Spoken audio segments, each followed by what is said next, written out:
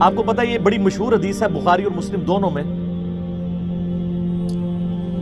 سیدنا اسامہ ابن زید سے متعلق۔ ایک جنگ کے دوران کافر سے مڑ بھیڑ کے دوران جب وہ کافر ان کی تلوار کے نیچے آیا تو اس نے کلمہ پڑھ دیا، لیکن انہوں نے پھر بھی اسے قتل کر دیا۔ بعد میں قلق تھا، نبی علیہ السلام کی خدمت میں حاضر ہوئے کہ یا رسول اللہ اس طرح لڑائی ہوئی، وہ میری تلوار کے نیچے آیا، کلمہ پڑھ دیا، پھر بھی میں نے اسے قتل کر دیا۔ تو نبی علیہ السلام فرمایا تو نے اسے کیوں قتل کیا؟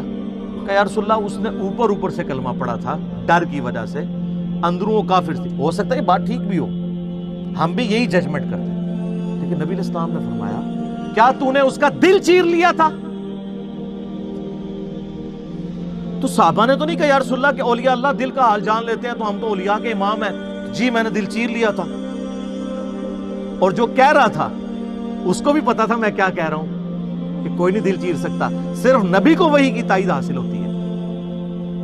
پھر آپ نے فرمایا اسامہ تو کیا کرے گا جب قیامت والے دن وہ کلمہ پڑھتا ہوا اللہ کے حضور تیرے خلاف مقدمہ قائم کرے گا؟ اسامہ تو کیا کرے گا؟ اسامہ تو کیا کرے گا؟ اسامہ تو کیا کرے گا؟ نبی علیہ السلام یہ الفاظ ریپیٹ کرتے رہے۔ سیدنا اسامہ کہتے ہیں میری خواہش ہوئی کاش آج سے پہلے میں کافر ہوتا اور آج کلمہ پڑھ کے مسلمان ہوا ہوتا، کم از کم میرا یہ گناہ تو دھل جاتا۔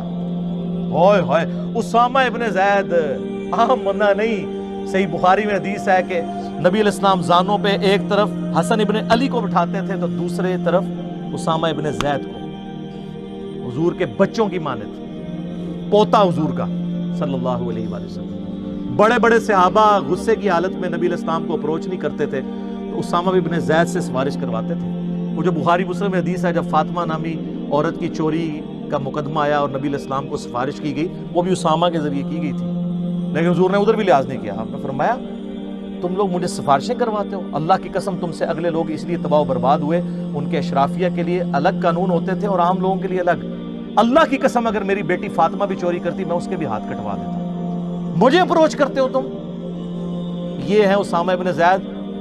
اور آپ ذرا مجھے بتائیں جو کہتے ہیں جی بزرگ دلوں کے حال جان لیتے ہیں، کہتے ہیں آپ رائے ونڈ چلے جائیں، آپ ملتان شریف چلے جائیں، کسی بھی شریف جگہ پہ چلے جائیں تو مرید وہ ڈر ڈر کے بیٹھے ہوتے ہیں جی بزرگ دل کا حال جان لیتے ہیں۔ میں نے کہا نا، پرانیاں گلاں، پرانے فرقے، پرانے بزرگ، ہوں تو انہاں دی برسیاں بھی ہو چکی ہیں نا، 1000 سالہ برسیاں، جو جتنا پرانا ہے وہ اتنی برسی ہو چکی ہے۔